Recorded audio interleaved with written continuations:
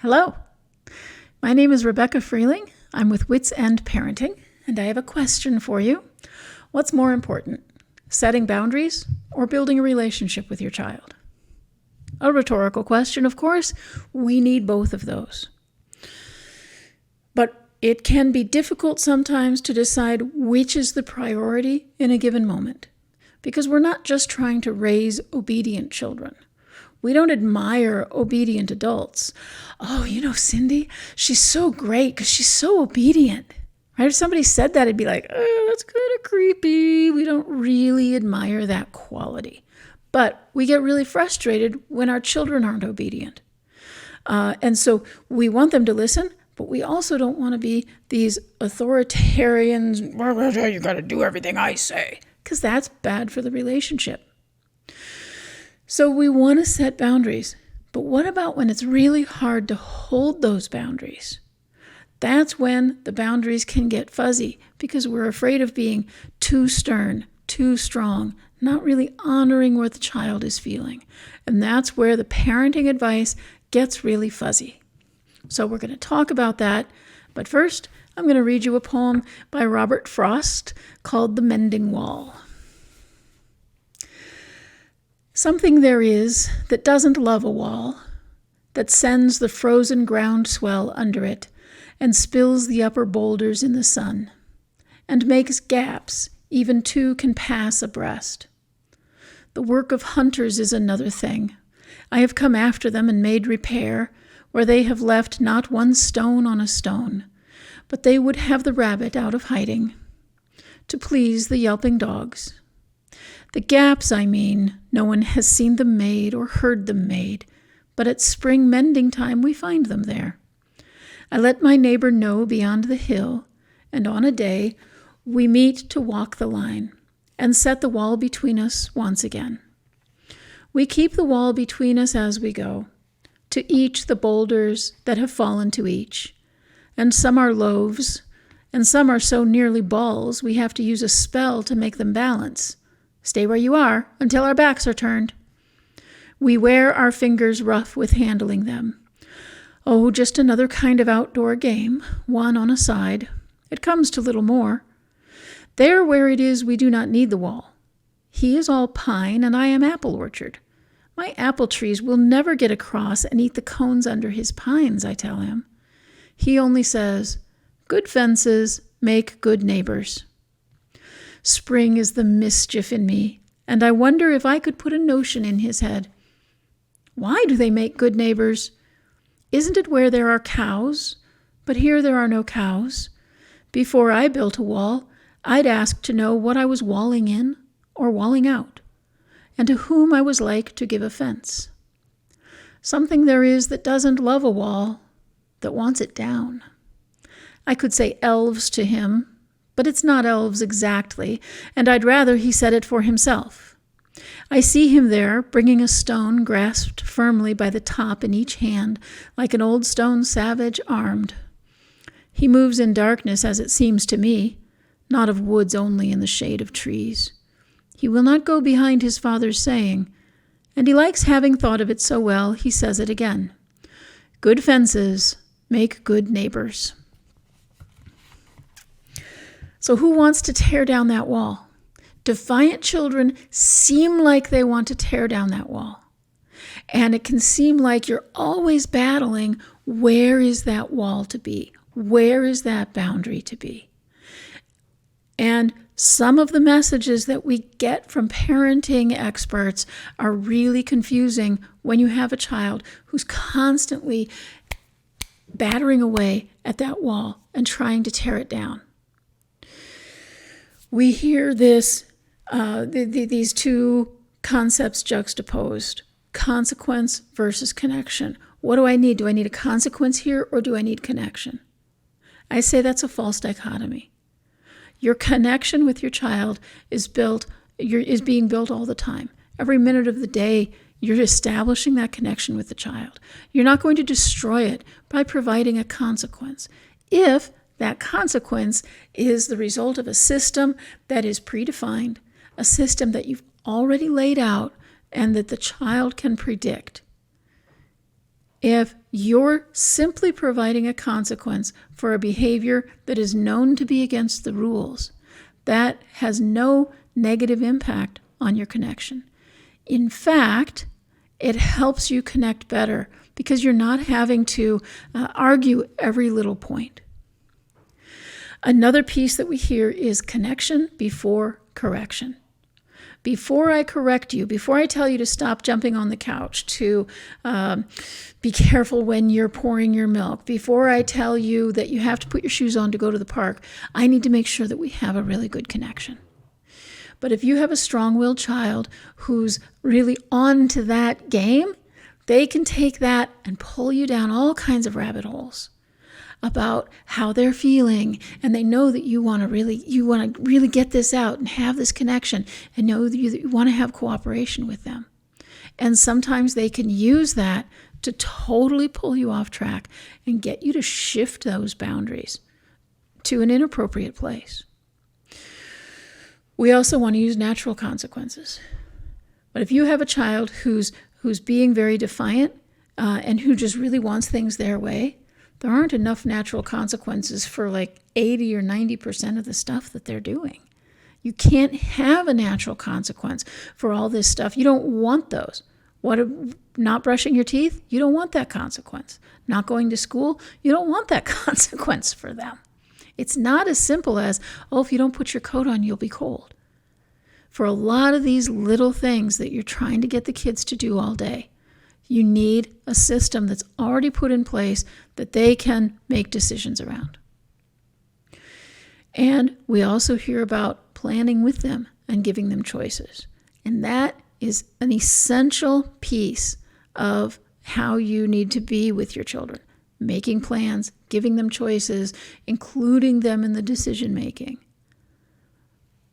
After you've established yourself as an authority, after you've established these rules, some of these rules they don't have to agree to, and that's okay.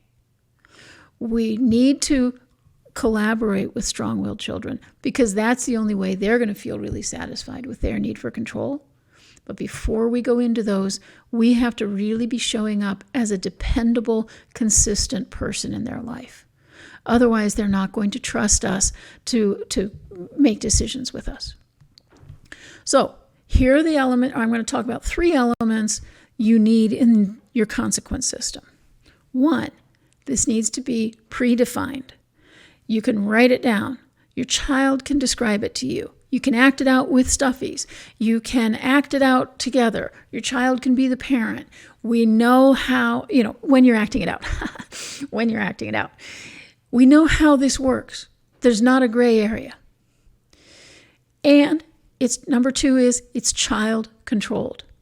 Your child turns it on or turns it off.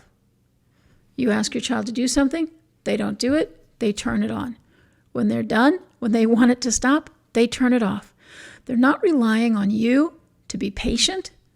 They're not relying on you to be in a good mood. They're only relying on you to follow the system as it was put down. Number 3, there's nothing to argue about. This is where you have to go, just like Robert Frost did, you have to go periodically and keep rebuilding, rebuilding, and rebuilding. Sometimes you're going to come up with a gray area and you're like, oh gosh, I don't know. You make a judgment call in that moment. You do because you're the parent. And then later you can say, okay, you know what? Let's integrate this issue into our system so that we can all really be clear on the issues. And your child doesn't get to pull you off course by introducing gray areas, which is something they're really good at. Okay, so we want it predefined, we want it child controlled, and we want there to be nothing to argue about.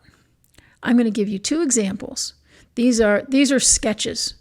When I'm coaching families, we work these into the detail so that we are really using things that have impact and also creating systems that parents can actually use. Okay, so Cheetah is going to help me. Cheetah, come, please. Thank you. All right. I want to watch my show. Yes, Cheetah, I want you to watch your show. You can watch your show after you rake the leaves. I don't want to rake the leaves. Okay, I'm done. I'm done. I don't have to say anything else. Cheetah knows when she can watch her show. She can watch her show after she rakes the leaves. So now I'm done with the conversation. I don't need to talk about whether or not she should rake the leaves, or is it fair that she rakes the leaves, or she can't find the rake, or there's too many leaves. I don't have to be involved in that argument. I only have to control whether she's watching her shows or not. So that's one example. Here's another example. I'm going to use the screen time again just because it's the simplest thing. There's lots of things that people are using that work. I'm just using screen time because it's the simplest thing when we're looking at the math. I have in my bag 10 tokens. And each of these tokens is worth 3 minutes. So notice the last example, you can get your game, you can get your screen time after you rake the leaves. So she's getting something after she rakes the leaves. That's one direction to go. Some kids respond really well to that kind of direction. Some kids respond better actually to losing something. I know. You hear a lot about, no, don't take. Some kids respond better to you taking things. I've got 10 tokens in here. They're each worth 3 minutes. Cheetah can play her video games 30 minutes a day at 4:30. So, Cheetah, please go rake the leaves. No, I don't want to. I'm not going to use rake the leaves on this. No. I'm going to say put your bowl in the sink. She just had her snack. She's going to put her bowl in the sink. Cheetah, please put your bowl in the sink.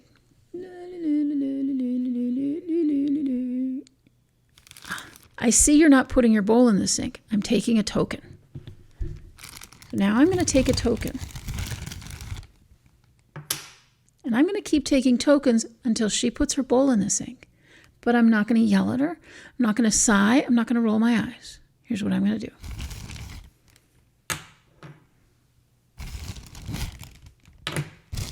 Okay, I'll put my stupid bowl in the dumb sink, you stupid mommy. Thank you. Now, when her video game time comes around, I know how many minutes she has. She knows how many minutes she has. It's clear. There's nothing to argue about. Now, that doesn't mean she's not going to pitch a fit or tell me all manner of things, but there's not an argument because I'm not arguing. I've got this. You have 3, 6, 9, 12. We count them up, and that's how many minutes you have. So those are 2 examples of the way these systems can be put together and the details of them, what we're taking, what they're earning, those things get worked out individually. But what I wanted to demonstrate was that system is predefined. It's completely child-controlled. Cheetah's in charge of whether she gets her show or not. Cheetah's in charge of how much video time she gets. I'm not in charge of it. My emotional state has nothing to do with how much time she gets. And there's nothing to argue about.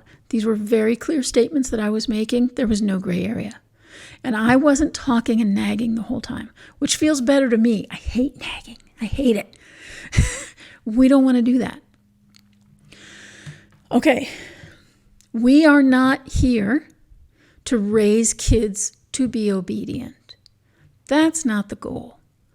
We are raising them to be able to share their genius in a way that it satisfies them and makes a positive impact on other people.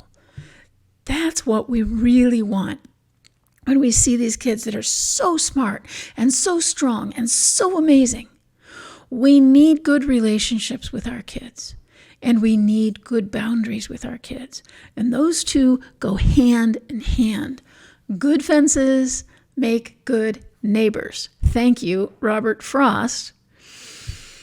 I'm Rebecca Freeling with Wits End Parenting. I'm a family coach, and I can help you build the boundaries and build the relationship with your child that you want to have. Please like this video if you liked it, subscribe to my channel, and would you please share this video with somebody that you think would like it or somebody that you thought of while we were doing it.